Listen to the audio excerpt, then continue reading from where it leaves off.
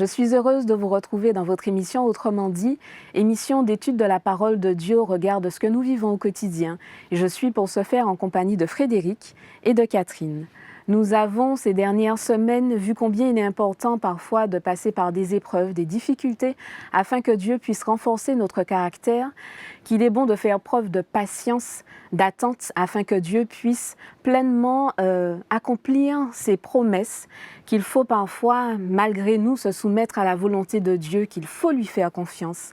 Nous savons effectivement que la souffrance et le péché sont apparus pour la première fois avec Adam et Ève. Nous n'allons pas revenir sur leur histoire, mais j'aimerais quand même vous demander s'ils n'ont pas abusé de leur liberté quand ils sont entrés dans le jardin d'Éden. La question est très pertinente. Adam et Ève ont-ils abusé de leur liberté? Alors, quand on parle du verbe abuser, pour le contexte d'Adam et Ève, on prendra dans le sens qu'ils n'ont pas fait un bon usage de leur liberté. Dans les devoirs de philosophie, en matière d'éthique, cette question revient toujours et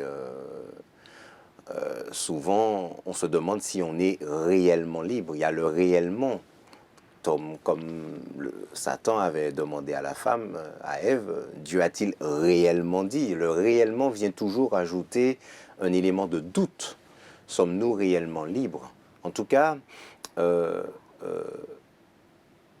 voit qu'Adam et Ève n'ont eu aucune limite, ni aucune restriction à leur liberté d'agir, leur liberté de faire. Alors Dieu avait bien entendu prévenu que le jour où ils en mangeraient, ils mourraient, mais Dieu, on voit là encore l'expression de Dieu d'amour qui n'a aucunement limité les possibilités d'agir de ces créatures, des deux premières créatures de l'humanité. Et celle-ci, on a là une preuve irréfutable de l'amour de Dieu envers l'homme. Et quels que soient les principes que Dieu a pour l'homme, celles-ci ne sont jamais pour entraver sa liberté, mais au contraire le rendre réellement libre. Est-ce qu'Adam et Ève n'avaient pas compris? Est-ce qu'ils n'avaient pas pris conscience des conséquences qu'engendrerait en fait ce péché? Malheureusement, Adam et Ève n'ont pas compris la compréhension de la portée exacte des conséquences de leur acte. Et cela nous arrive à nous aussi de la même manière. Souvent on nous prévient, il y a des mises en garde, que ce soit en aspect électronique ou familial, peu importe, où les élèves, les enfants, les parents qui disent écoute, ne fais pas parce que, même en tant qu'adulte, on nous dit mais fais attention à, mais on ne se rend pas compte de la réalité, de l'impact des conséquences.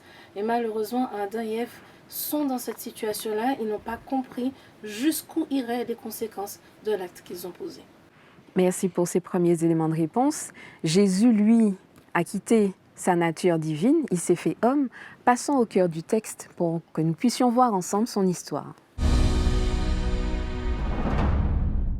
La parole ne nous donne pas énormément d'éléments sur l'enfance de Jésus, mais nous savons quand même le plus important. Le Fils de Dieu a quitté sa nature divine, s'est fait homme pour vivre sur terre avec nous. Que nous dit malgré tout la parole sur le monde dans lequel il est arrivé, dans quelles conditions ses parents vivaient, comment il a grandi? Est-ce qu'on a quand même quelques éléments? Nous avons quelques éléments. Alors quand on considère déjà la naissance de Jésus, alors certes, ses parents sont partis se faire recenser dans une autre ville. D'aucuns diraient, bon ouais, là c'est des circonstances atténuantes, il ne restait plus de place nulle part, toutes les places étaient prises, et qu'il soit né dans une étable, bon, c'est un moindre mal. Cependant, après les jours de la purification, nous dit le texte biblique, Marie et Joseph se sont présentés et on voit bien ce qu'ils ont offert. Ils ont offert un pigeon et une tourterelle. Lévitique nous dit qu'il fallait offrir pour le sacrifice un agneau. Et alors il y avait le sacrifice d'expiation et puis il y avait un autre sacrifice qui devait être offert. On pouvait utiliser la tourterelle ou encore le pigeon. Mais le texte précise dans Lévitique que dans le cas où quelqu'un n'aurait pas les moyens d'offrir un agneau, il était possible d'offrir 2 pigeons ou 2 tourterelles. Et on voit les parents de Jésus qui sont dans cette situation, et cela témoigne bien du fait qu'ils n'ont pas les moyens d'offrir un agneau. Et on voit là, par là même que Jésus, ses parents sont de modestes personnes.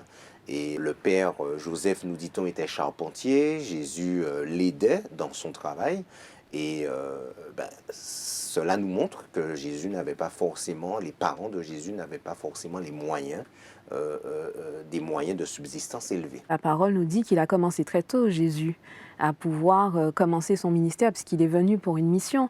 Malgré tous les messages qu'il pouvait apporter, il était rejeté. Comment il a vécu le rejet? Comme tous les enfants, on peut supposer que Jésus s'est retrouvé dans des situations où il a pu faire face à du rejet par rapport d'autres personnes sur sa situation familiale, économique et autres. Bon. Nous voyons aussi par la suite que quand on parle de Jésus de Nazareth, il y a la réflexion qui est faite dans le texte biblique. Peut-il venir quelque chose de bon de Nazareth? Donc il y avait des éléments auxquels nous-mêmes nous sommes confrontés en tant qu'êtres humains. Jésus a fait face à ça. Et puis Jésus a aussi fait face à un rejet, j'ai envie de dire un peu d'une autre nature, qui était entièrement lié à son ministère. Mais quand je dis ministère, c'est vraiment à sa mission. L'objectif, la raison pour laquelle il est venu sur terre, il s'est retrouvé confronté en effet à certaines réactions et à certains rejets en effet, à certains moments même à des envies de meurtre de certaines personnes qui voulaient le lapider, comme nous dit le texte, et s'est retrouvé lui face à ça aussi.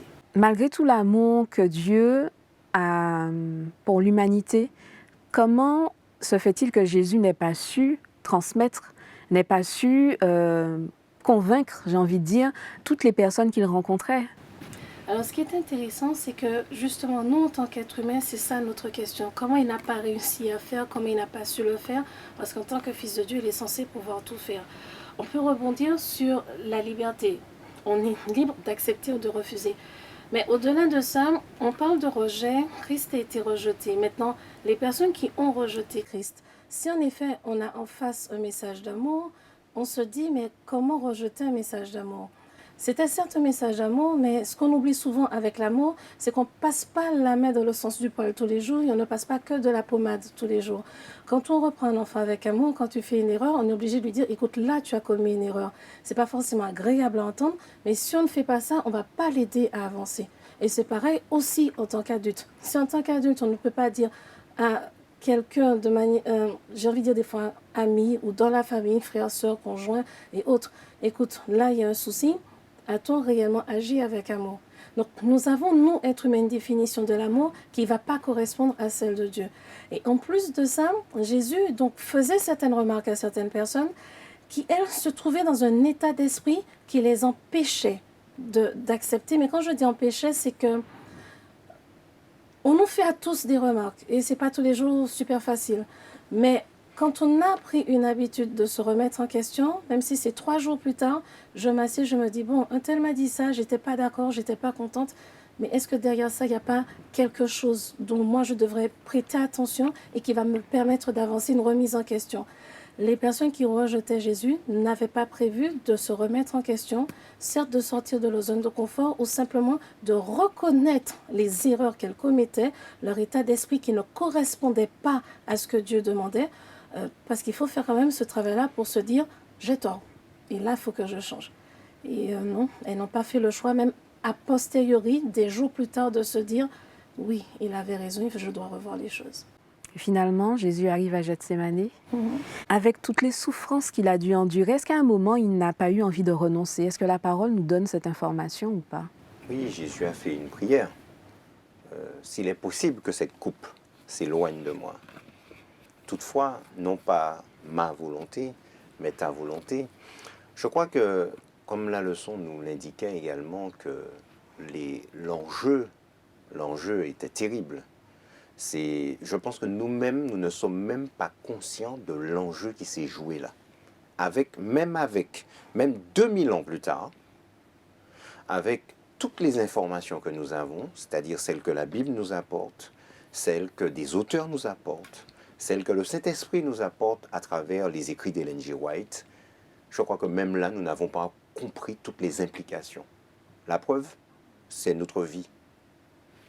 Notre vie aujourd'hui, nos choix, nos pensées, nos priorités. Tout ceci démontre que nous n'avons même pas compris l'enjeu de ce qui s'est joué à Gethsémani. Donc, ce n'était pas juste la peur de mourir, mais encore une fois, cette coupe qui s'éloigne de moi, c'est tous les péchés de l'humanité, toutes les conséquences de choix d'Adam ont été déversés là sur le Fils de Dieu. Alors, la leçon nous dit justement que la crucifixion était la pire des sentences infligées. Infligée à Jésus, la pire des sentences alors qu'il était innocent. Au-delà des coups qui ont été portés, de la couronne d'épines, de tout ce qu'il a subi, qu'est-ce qui se jouait, j'ai envie de dire plus finement, en complément avec ce que Frédéric a dit, qu'est-ce qui se jouait derrière toute cette souffrance? Il y a beaucoup de choses, j'ai presque envie de dire. Quand j'ai beaucoup de choses, c'est en relation avec nous, êtres humains. On voit un innocent qui va mourir par la pire des manières de l'époque. Il n'y a rien de plus honteux que de mourir par crucifixion, rien de plus dénigrant et méprisant. Donc Jésus se retrouve dans cette situation, lui qui est on ne peut plus innocent.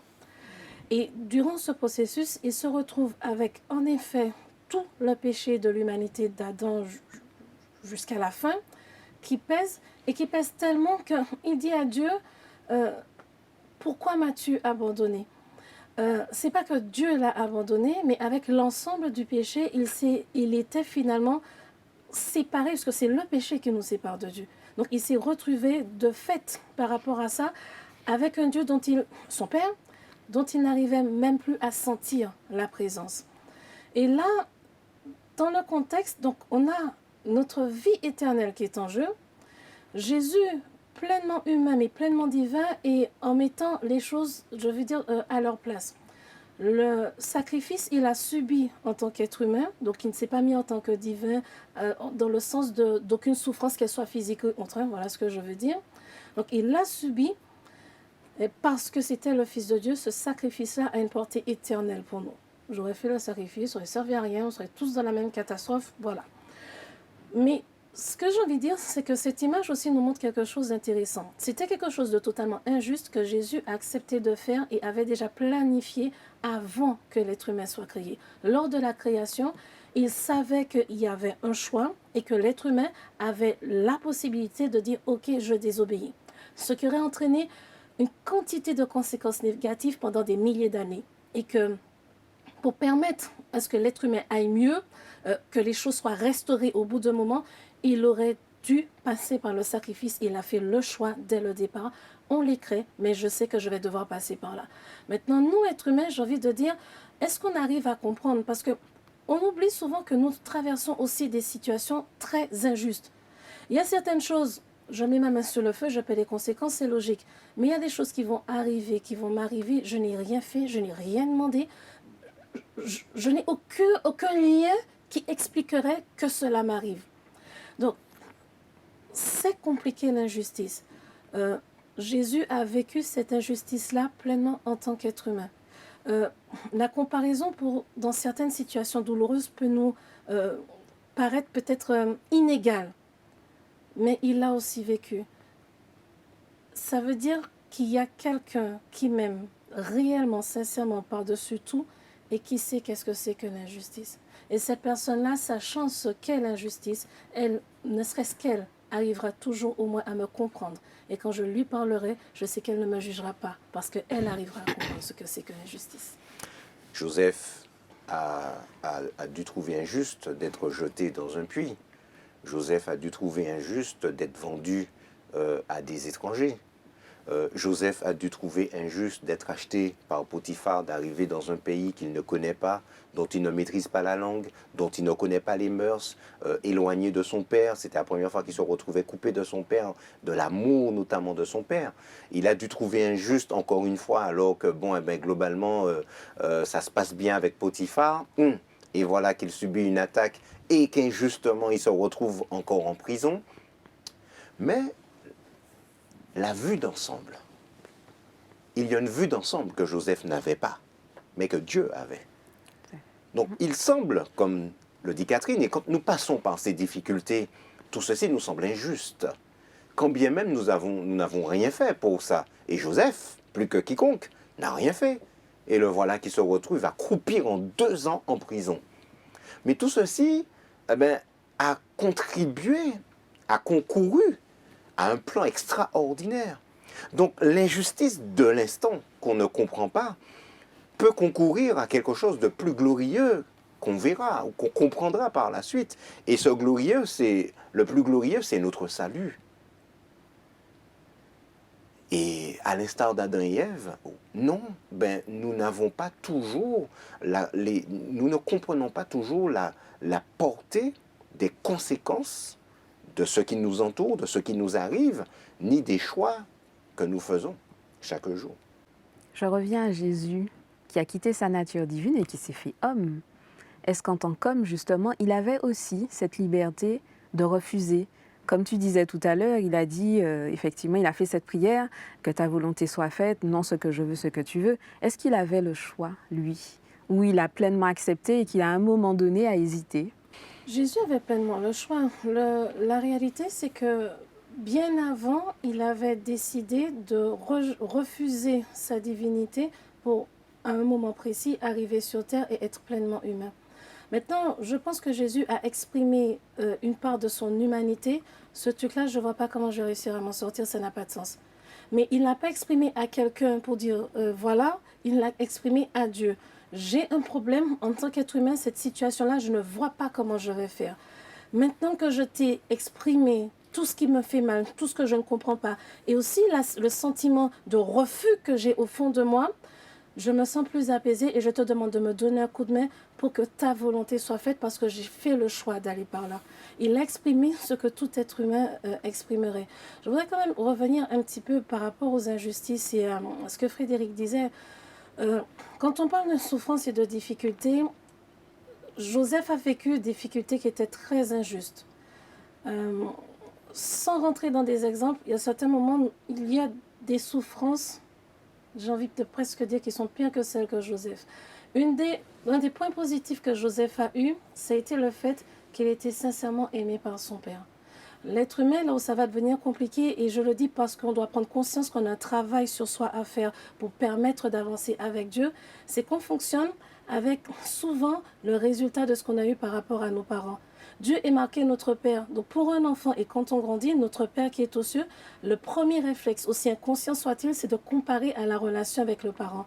Donc quand on n'a pas eu ce que Joseph a reçu comme amour réel de père, au bout d'un moment, ça peut devenir plus compliqué. Et ça va nous demander un autre travail pour mettre en place une autre relation, certes avec Dieu, et parfois en fonction de ce qui a été la relation avec les parents, même d'aller voir un professionnel, parce que des fois c'est nécessaire.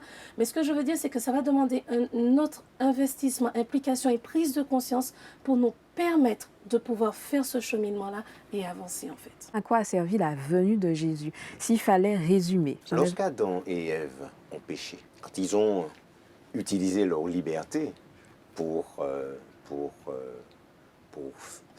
choisir d'écouter la voix du diable plutôt que celle de Dieu. Alors, bien entendu, reprécisons que Ève a été séduite par le diable.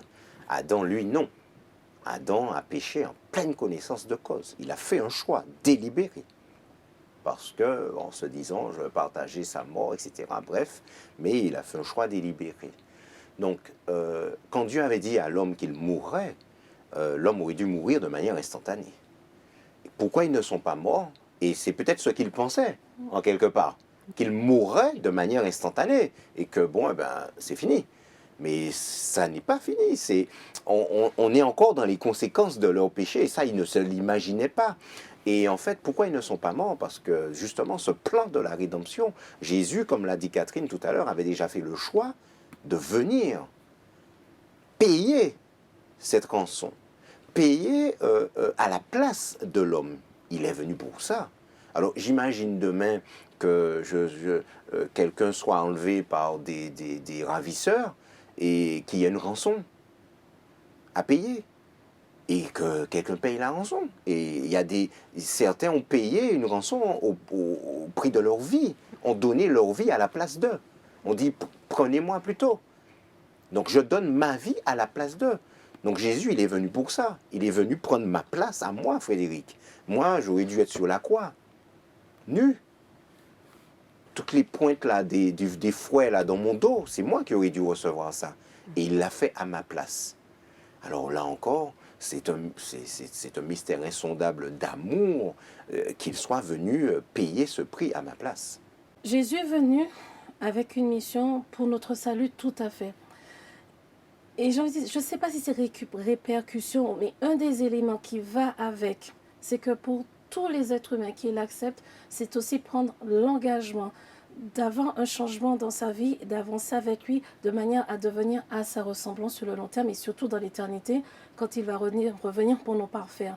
Donc ça veut dire quoi? Ça veut dire qu'aujourd'hui, au travers de tout ce que je traverse, de tout ce que nous traversons, chacun d'entre nous, à sa manière, à sa place, dans la situation, une situation précise, nous sommes les personnes que Dieu a placées pour être ses témoins, pour pouvoir permettre à ceux qui ont le plus de difficultés sur le moment d'avancer parce qu'ils vont agir comme Christ l'a fait.